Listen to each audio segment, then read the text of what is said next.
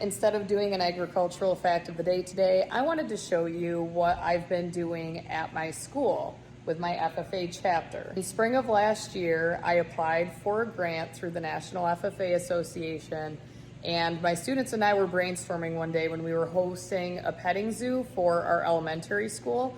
And one really big strength of our chapter is incubation. So continuously throughout the entire year last year, I was incubating chicken eggs. Every time that a group would hatch out, I would set another group.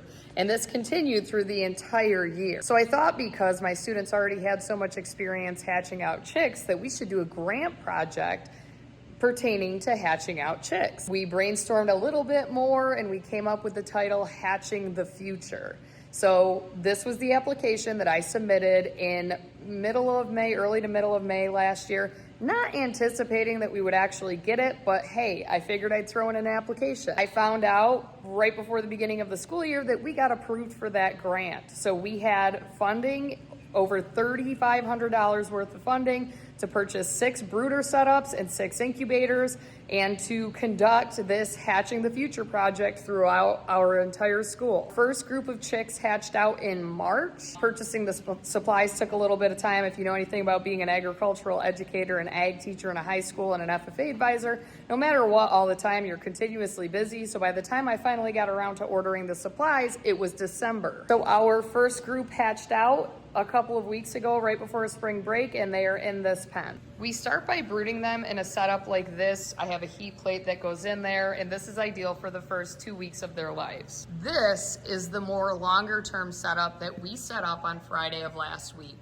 So we purchased these large sized pens that work very well for keeping these chicks in these kennels that we have installed in our barn.